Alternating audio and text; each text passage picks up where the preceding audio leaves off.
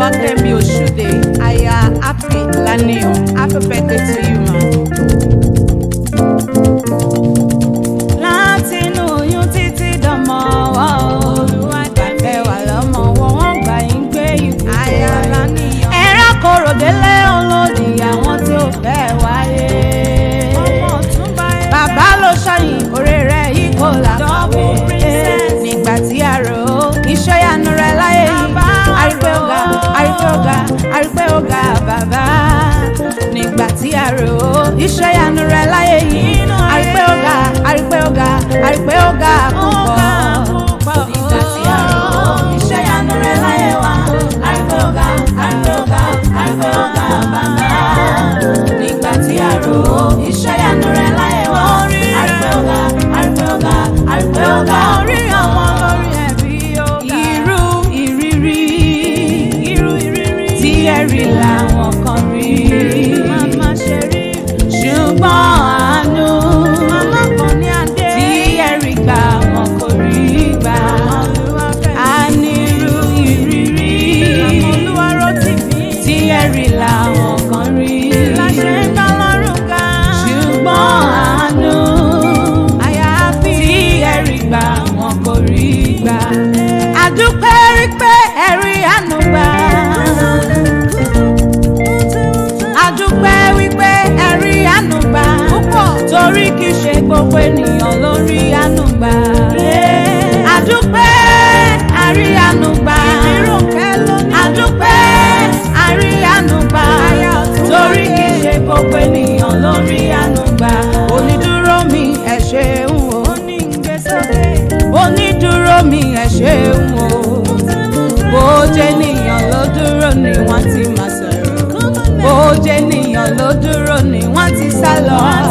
Bó jẹ́ ènìyàn ló dúró ni wọ́n ti máa sìn. Oluwakemi onídúró mi ẹ ṣeun o. Onídúró wọn ẹ ṣeun o. Lórí ayé rẹ̀.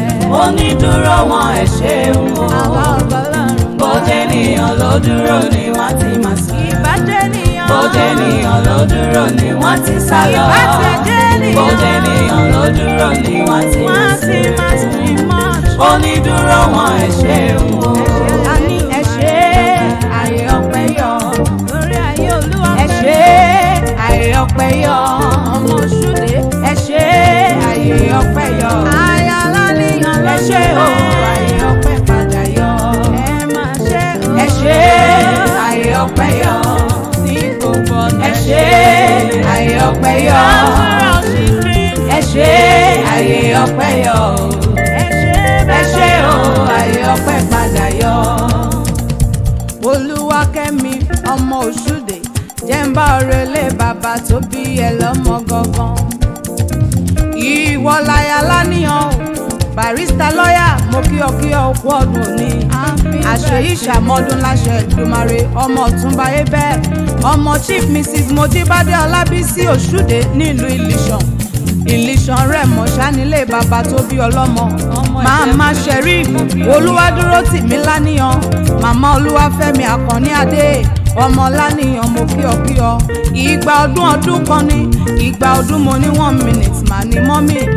Ọmọ Amójó ará Ìpẹ́ níbẹ̀jú Agbèrúwà ọmọ Ìsòkùn nísòkùn ọba ọmọ Ìwòrú Òrò ọmọ aníhun tó yìnbó ní òyìnbó màlóró ọmọ Akẹ́nigbó kẹrù bá ọ̀rá ọ̀nà ọmọ ẹ̀lúkú mẹ́dẹ́mẹ́dẹ́ ẹ̀lúkú mẹ́dẹ́mẹ́dẹ́ ọmọ aṣàlẹ̀ jẹ̀jẹ̀ bí ẹni tí ò róbìnrin rí bẹ́ẹ̀ aya ń bẹ ńlé aya ń bẹ lóde ọmọ nílé àwọ̀ wúre ọmọ Tagagi ṣíkù lóyè ẹ̀sọ́ ọmọ lẹ́rẹ́jà ajagungbadì ọmọ nílé àwọ̀ wúre ọmọ agàkánàwó nílìṣàn ará òde nóde náà fọ̀ṣẹ́ ẹ̀sọ́ ará kakanada ọmọ afàdákùwà ará lòlù àgàn ará bára àgàn ọmọ gogoro ọmọ mọ̀rẹ́yẹ mọ̀rókò tán ẹyẹ mọ̀ ti lọ ọmọ àfijú èrèlú tí ń fọkọ rẹ̀ jápe náà ọmọ àfigbá fowó kérò yàwá bù náà ọmọ òjì kùtùkùtù pinlẹ̀ ọ̀rọ̀